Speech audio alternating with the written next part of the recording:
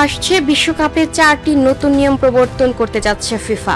গোল kick এবং throw ইনের ক্ষেত্রে যে নিয়ম চালু করা হচ্ছে তা না মানলে বদলে যেতে পারে ম্যাচের গতিপথ। এমনকি কঠোর করা হয়েছে মাঠে প্রতিপক্ষের সঙ্গে কথা বলার নিয়ম। বিশ্বকাপে চালু হতে যাওয়া নতুন এই নিয়মগুলোর মধ্যে আগে কয়েকটি প্রয়োগ করা হলেও এবার বেড়েছে তার পরিধি। আসছে ফিফা বিশ্বকাপে যে কিছু নতুন নিয়ম যুক্ত হবে তার আভাস লম্বা সময় ধরেই ছিল।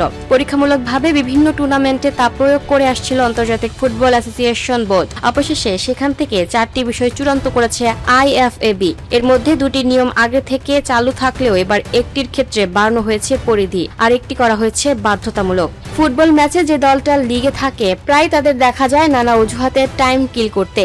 এই জায়গায় এবার লাগাম টানতে যাচ্ছে ফিফা। গোল কিকের ক্ষেত্রে কেউ যদি 8 সেকেন্ডের বেশি সময় বল ধরে রাখে তবে শাস্তিস্বরূপ কিক করার সুযোগ হারাবেন গোলি। উল্টো সেই গোল কিক রূপান্তরিত হয়ে প্রতিপক্ষের জন্য যোগ হবে কর্নার কিক হিসেবে। থ্রো ইনের ক্ষেত্রে নির্ধারিত সময়ে বল রিজিল না করলে সেটা চলে যাবে প্রতিপক্ষের কাছে। এজন্য রেফারি চাইলে 5 সেকেন্ডের একটি ভিজুয়াল কাউন্টডাউন শুরু করতে পারবেন। খেলোয়াড় বদল করতে গিয়েও যাতে কেউ ইচ্ছাকৃত সময়ক্ষেপণ না করে সেখানেও লাগাম টেনেছে ফিফা। রেফারি সিগন্যাল দেওয়ার পর 10 সেকেন্ডের মধ্যে বদলি খেলোয়াড় মাঠে ঢুকতে ব্যর্থ হলে পরবর্তী খেলা না থামার আগে সে আর মাঠে ঢুকতে পারবে না। খেলা যদি 1 মিনিটের মধ্যেই থেমে যায় তাও না, এজন্য তাকে মিনিমাম 1 মিনিট অপেক্ষা করতে হবে। অন্যদিকে যার রিপ্লেস হবে তাকে ঠিকই বেরিয়ে যেতে হবে দ্রুত। আসন্ন বিশ্বকাপে ভিডিও অ্যাসিস্ট্যান্ট রেফারিং এর পরিধি বাড়িয়েছে ফিফা। এর আগে গোল, পেনাল্টি এবং সরাসরি লাল কার্ড দেখানোর মতো সেনসিটিভ বিষয়গুলো ভারের মাধ্যমে চেক করা হলেও এবার দ্বিতীয় হলুদ কার্ড দেখানোর ক্ষেত্রে রেফারি চাইলে